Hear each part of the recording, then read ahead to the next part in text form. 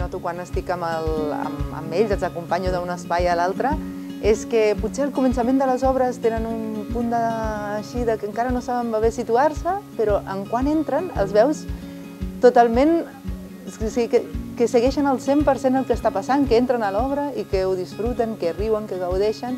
I la veritat és que és un públic molt, molt entregat. El públic jove ens adonem que és un públic molt entregat i de vegades més que els adults, no?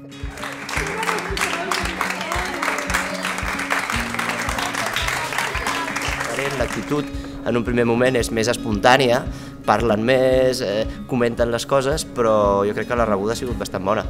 És sempre molt gratificant fer per públic adolescent coses perquè tens esperança de que semblis una semillita i que es tornin molt fans del teatre i vagin molt.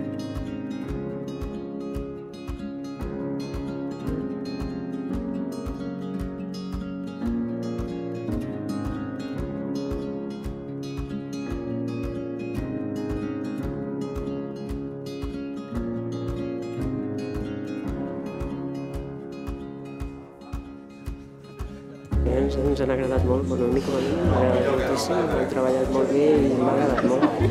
També, però hi ha algun moment on aquesta actitud més fresca o més espontània que tenen al principi també els fa que en algun moment han rigut en punts de l'obra on jo no havia sentit mai que riguessin o perquè et veuen com vas vestit i per la fila que fas n'hi ha dos que riuen. O sigui que és un altre tipus de públic i una altra energia diferent que és interessant.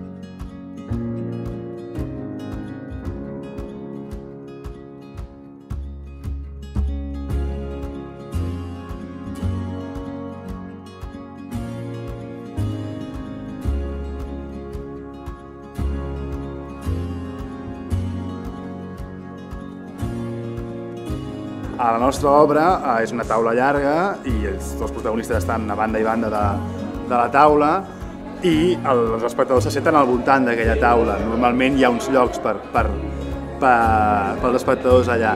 Normalment els espectadors no van directament a la taula, intenten sempre evitar la taula, és a dir, la taula és com un lloc de perill i llavors els espectadors van pel voltant de la taula o es queden drets i tal. En canvi avui, les tres funcions, els nens entraven i directament anaven corrents i veien la taula i veien l'opció de seure's allà.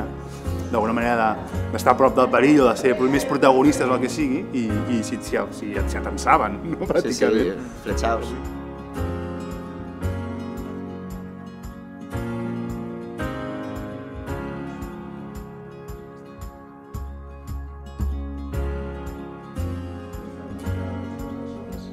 El que fem quan escollim obres de cara a un públic com el d'avui, un públic jove, és buscar obres que tinguin un punt molt contemporani, molt actual, i a partir d'aquí que desenvolupin preguntes. O sigui, la idea és buscar crear i estimular en els joves unes preguntes, però sense, justament com deies tu, l'objectiu que sigui totalment pedagògic, sense voler-los ensenyar res, senzillament que siguin ells que puguin, a partir de l'obra, fer-se les seves pròpies preguntes o seguir les que els suggereix l'obra i a partir d'allà desenvolupar les seves pròpies respostes. I com avui ben deia Jaume Antic, mentre fèiem el col·loqui, no hi ha una resposta única. Ens agrada també, i és correcte, com en la vida normal, que cadascú d'ells pugui trobar la seva pròpia resposta i el seu propi sentit en cada obra que veu.